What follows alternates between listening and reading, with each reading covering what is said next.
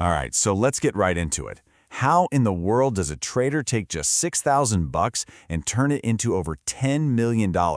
Well, today we're going to break down the exact three-part strategy that an elite trader named Brando used to do just that. And look, the framework itself is probably simpler than you'd guess, but pulling it off, that's the hard part. But, before we even think about looking at a chart or talking tactics, we've got to start right here. This is a quote straight from the man himself, Brando, and it says it all. I can show you every support and resistance level, but if your mind isn't in the right place, you can't succeed long term. I mean, that just cuts right to the heart of it, doesn't it? This whole thing, it's not about some secret indicator. It's all about what's going on right up here, between your ears. And that leads us perfectly into the first and honestly the most critical part of his entire framework. Mindset. And I know, that can sound like a buzzword, but trust me, for a trader like Brando, it is everything. It's the absolute foundation that every single winning trade is built on. So this really lays out the two sides of the coin perfectly, right? You've got the successful trader, they're grounded, they're emotionally neutral. For them, it's all a game of risk versus reward, and they are obsessed with just learning the process. But then you look at the unsuccessful trader, and it's a completely different story. They're just riding this emotional roller coaster fueled by anxiety and FOMO, totally fixated on the money, and just blindly chasing trades they have no business being in. And yeah, these emotional traps are what Brando literally calls the account killers. That fear of missing out, FOMO. It's probably the #1 reason most traders blow up their accounts. Because what happens? You feel FOMO, so you chase a trade. Then you lose, and that creates anxiety. Then that anxiety makes you want to go for some crazy hero trade to make it all back. It's just this toxic, vicious cycle that builds the absolute worst habits from day one. Okay, so once you've got your head straight, once that mindset is locked in, then and only then can you start looking at the charts. So what are you actually looking for? Well, that brings us to the second piece of the puzzle, the core tactic he uses, which is called the big level strategy. And here's the real secret sauce to this. The life-changing trades, the ones that can take a small account and make it huge, they are not found on those crazy, noisy 5-minute charts. No way. You have to zoom out. It's like looking at a map from space instead of street view. You look at the daily and weekly charts, and that's where the really important historical levels, the big support and resistance zones, just pop. And wow, this slide just shows you how powerful that perspective really is. Just look at the major market meltdowns we've had since 2018. Every single one of them. The Trump tariffs, the COVID pandemic, the Fed's quantitative tightening. Each one was a massive opportunity in disguise.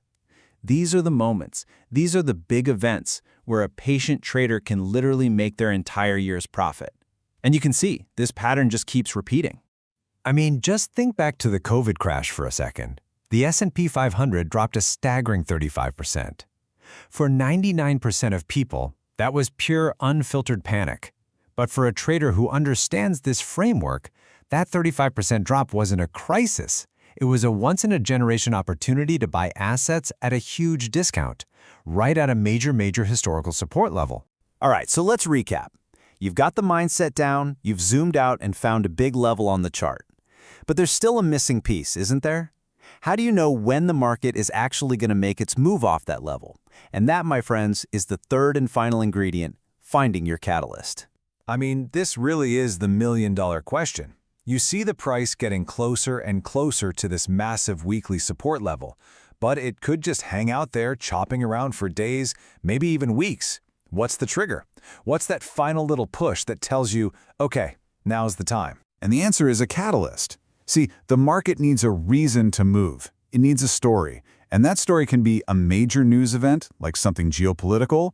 It can be a key piece of economic data, like an inflation report, or one of the absolute biggest catalysts, a Fed meeting.